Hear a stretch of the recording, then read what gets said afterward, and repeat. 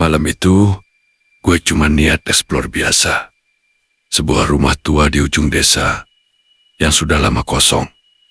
Kata warga sekitar, rumah itu dulunya milik seorang fotografer. Gak ada yang berani masuk sejak dia meninggal. Tapi yang bikin merinding, bukan rumahnya, melainkan sebuah foto lama yang wajahnya berubah setiap malam. Dan malam itu, gue melihatnya sendiri. Bentar, jangan lupa klik subscribe sekarang. Dan gua nggak mau kalian ketinggalan cerita-cerita serem lain yang bahkan lebih parah dari ini. Oke, sekarang tarik napas dulu. Kita lanjut. Jam di HP gue menunjukkan jam 23:47 malam. Udara di sekitar rumah tua itu terasa dingin, bukan dingin biasa, tapi dingin yang bikin bulu kuduk langsung berdiri. Rumahnya berada di pinggir jalan, kecil yang hampir tertutup semak. Pintunya sudah lapuk, catnya mengelupas, dan jendelanya sebagian pecah. Gue menyalakan senter. Cuman explore sebentar, rekam beberapa footage, lalu pulang. Pikir gue waktu itu. Gue dorong pintunya perlahan. Suara pintu tua itu memecah kesunyian. Malam, begitu masuk, bau debu dan kayu lembab langsung terasa. Langkah kaki gue menggema di lantai kayu yang sudah rapuh. Di ruang tamu hanya ada beberapa perabot lama. Kursi kayu patah, lemari tua, dan meja kecil yang tertutup debu tebal. Gue menyapu ruangan dengan senter. Lalu sesuatu menarik perhatian gue. Di dinding ruang tamu, ada satu bingkai foto besar. Aneh.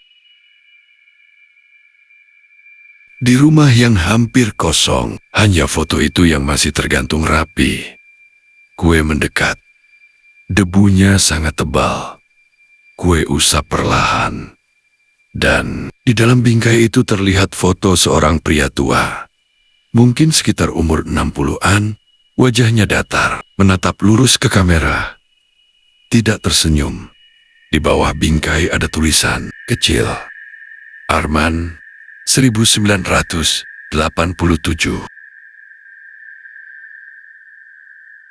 Mungkin ini pemilik rumahnya.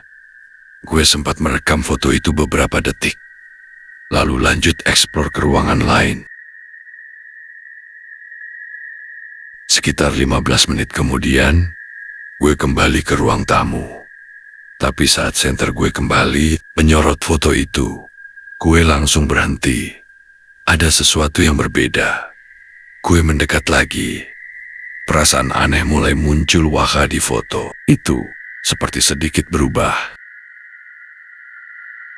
Awalnya gue pikir cuma perasaan gue saja. Tapi gue buka rekaman di ponsel. Gue bandingkan di rekaman pertama. Wajah pria itu menatap lurus ke depan. Tapi sekarang matanya seperti sedikit melirik ke arah kanan. Gue langsung merinding. Mungkin cuma efek cahaya. Gue mencoba tenang. Gue tertawa kecil sendiri.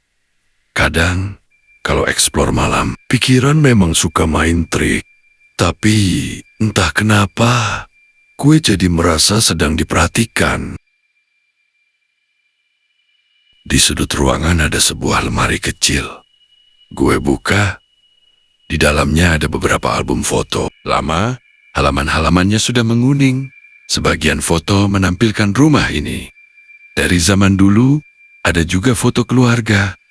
Tapi hampir semua foto menampilkan pria yang sama dengan di bingkai tadi. Fotografer itu yang aneh. Di beberapa foto terakhir, wajahnya terlihat berbeda.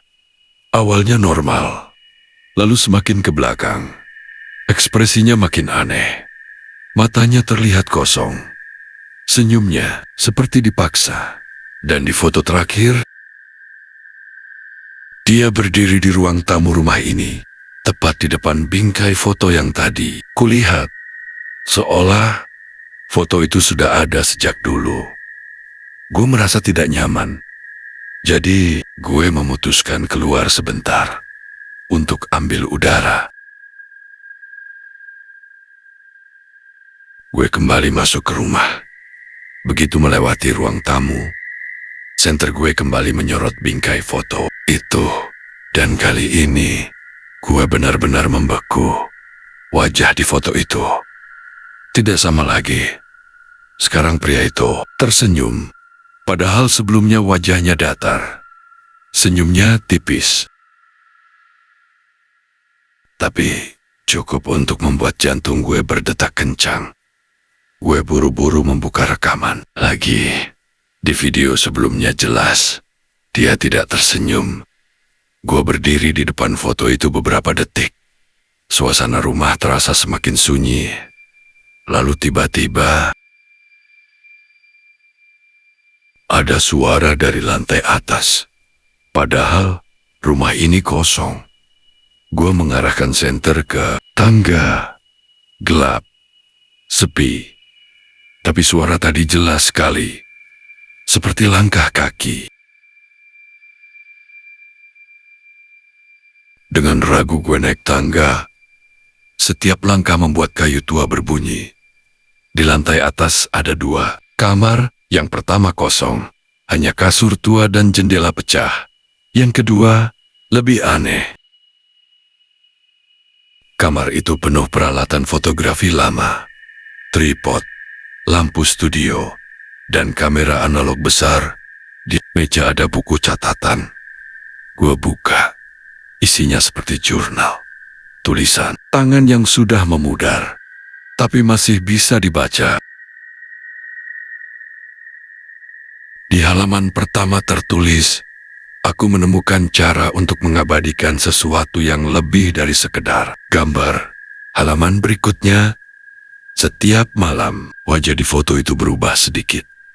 Gue mulai merinding. Halaman berikutnya lagi. Awalnya aku takut, tapi sekarang aku penasaran. Sepertinya foto itu menyerap sesuatu dari rumah ini. Dan di halaman terakhir, tulisannya berantakan. Kalau wajah di foto itu berubah sepenuhnya, berarti dia sudah keluar. Gue langsung menutup buku itu. Perasaan tidak enak makin kuat. Gua turun kembali ke ruang tamu. Begitu sampai di bawah, senter gue kembali mengarah ke bingkai foto itu.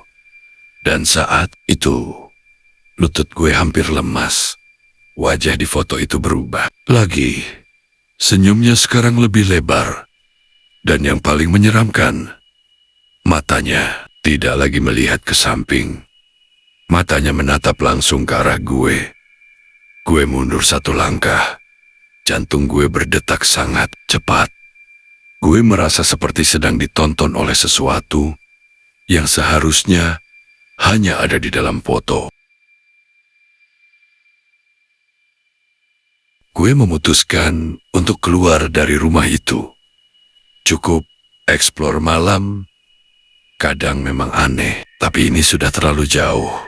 Gue berjalan menuju pintu, tapi sebelum keluar, entah kenapa gue menoleh sekali lagi ke arah foto itu, dan saat itulah gue melihat sesuatu yang membuat gue tidak bisa tidur sampai sekarang. Di dalam bingkai foto itu, pria tua itu tidak lagi berdiri sendirian. Di belakangnya, ada bayangan seseorang berdiri tepat di belakangnya. Gelap. Wajahnya tidak terlihat, tapi posisinya persis seperti seseorang yang sedang berdiri di ruang tamu. Di belakang gue langsung menoleh ke belakang. Tidak ada siapa-siapa. Ketika gue melihat lagi ke foto itu, bayangan itu sudah hilang. Akhir cerita, gue keluar dari rumah itu malam itu juga. Dan rekaman videonya masih ada sampai sekarang.